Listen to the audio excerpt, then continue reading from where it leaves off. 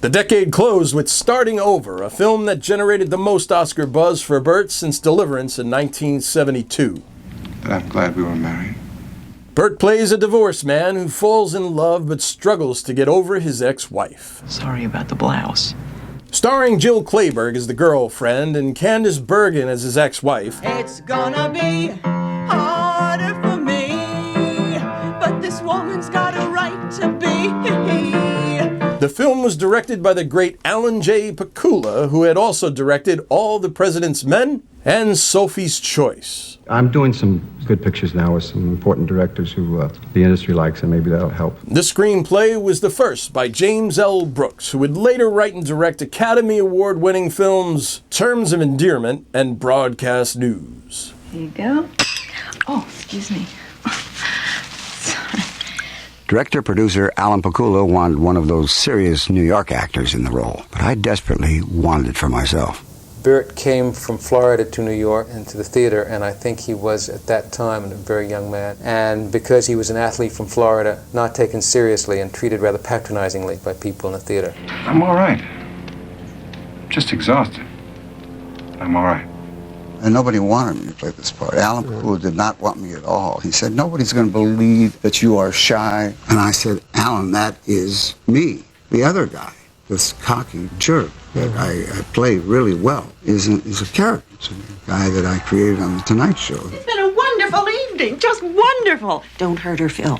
I think he feels people don't take him seriously. I had tested for a part since Rosemary's Baby in 1967. But while I have my problems, fighting for something I believe in isn't one of them. The director witnessed this fact himself. I tested for him 4 separate times. Burt has very real vulnerability in the film, and that's because Burt has very real vulnerability as a man. He also has a kind of a wonderful, simple strength in the film, and that's also true of him as a man, very much so. After years of being #1 at the box office, some directors might have hesitated to work with Burt, assuming he'd be very difficult to work with. No, I didn't find him difficult at all. I find he, like all of us, has his good days and his bad days. But when he is, he warns you, he is totally fair. Burt Reynolds is a man that if he feels he's been wrong or done something wrong, he apologizes to you. You don't find many stars doing that. I'm sorry.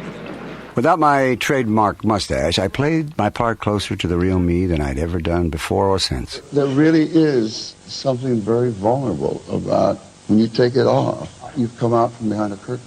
This was definitely Burt's big opportunity to show the masses that he could do more than just perform in those good old boy car chase pictures. 3 of the scenes in the picture were actual things that happened to me that I told Jim Brooks about. You're okay.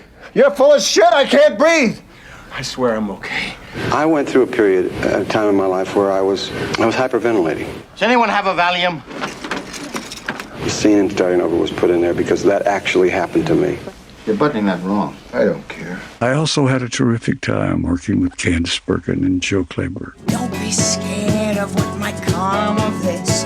He's a very special man, very smart, and a wonderful actor to work with. And I love Candice. And one of the most intelligent, well-educated people I've ever met, without a bit of pretentiousness. Just stunningly honest about himself, about his fears, his vulnerability. I need terrific. I need wonderful. I need love. Very gentle, very, very kind. He takes what I call a star's responsibility in terms of the other players and making sure that they feel good about themselves, that if he can help them in any way, he will help them.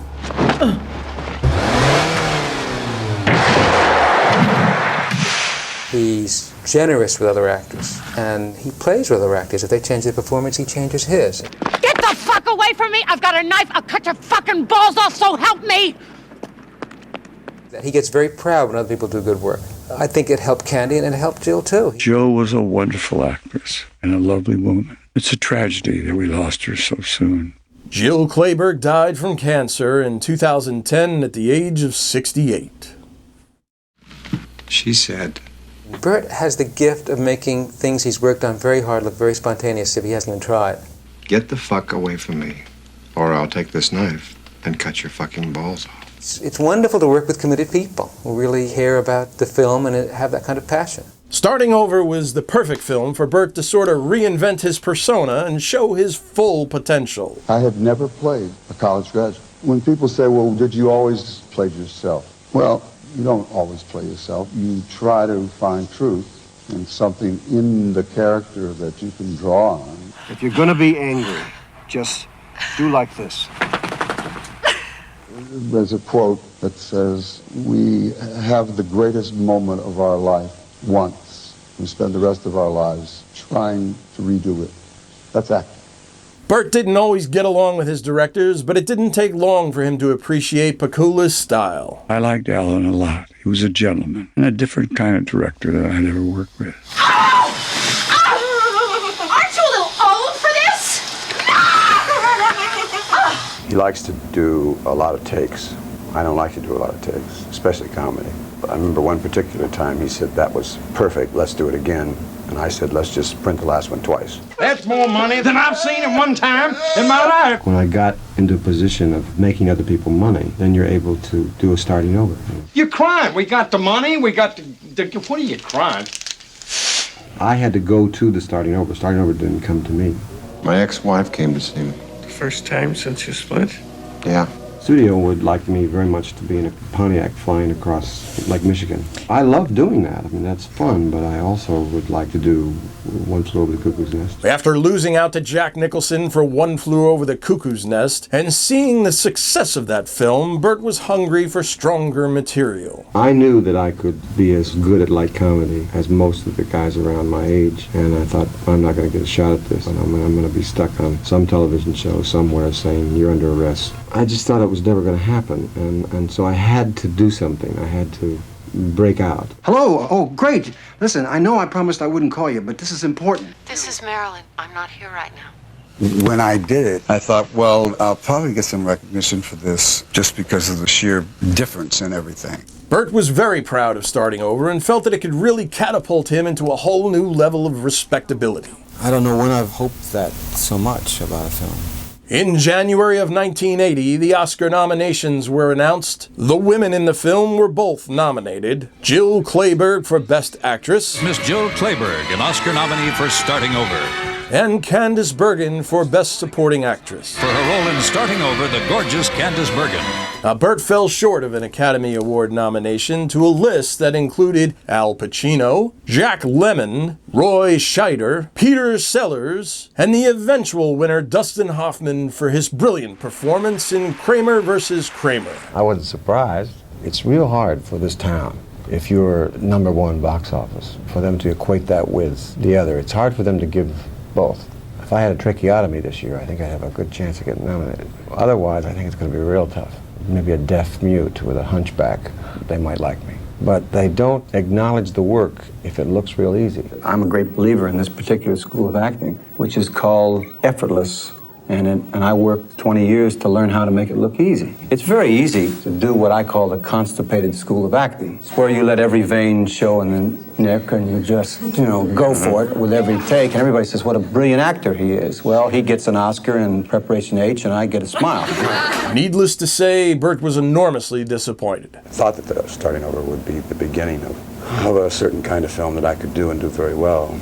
I want to have sex with you. I don't like the way you put that. It makes me feel very strange. I know, it did sound a little bit like Tarzan. It's just that I was trying to avoid the whole romantic thing. I don't like that either. I hate that. But can't you just personalize it a little? Apparently, I didn't really prove anything other than something to myself, and I guess in the final analysis, that's really all you have to prove it to. Personally, I don't think he's in the same league as De Niro, Shortly after the nominations were announced, Burt hosted Saturday Night Live and agreed to let the writers poke fun at his obvious disappointment. Monday night they'll be giving out statuettes again. Candice Bergen will be there. Jill Clayburgh will be there. But every year, man, they forget you. I mean, it's like you're the Hollywood. To add insult to injury, Burt's girlfriend at the time, Sally Field, won the Oscar for her role in Norma Ray, beating out his co-star Jill Clayburgh. And the winner is Sally Field. This was around the time that their relationship had started to fall apart, and Sally was not afraid to go public with her feelings. I got mad at him for various and sundry reasons. It was very bad timing, but I've never been a person that looks back and says, isn't a good time to be mad at somebody and I'll wait till later. I mean, I just simply threw the dishes, packed my bag, and left. That's about it. And I didn't ask him to come to the Oscars with me. I didn't want him to go. Not because I wanted it to be my night. I just was like a high school kid. I don't want to go with you. You started it, Burt. Now, I wasn't going to do this. Against a budget of $10 million, Starting Over grossed $35 million at the domestic box office. But I don't think I'll ever win an Oscar. Why not? Well, it's very seldom that that the industry likes what the people like.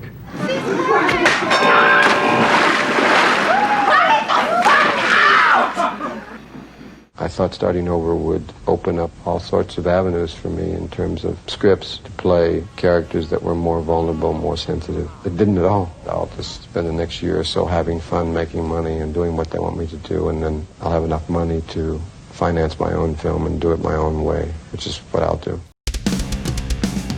Watch for new movie reviews and documentary series. Don't forget to subscribe and click on that bell so you know when new reviews arrive.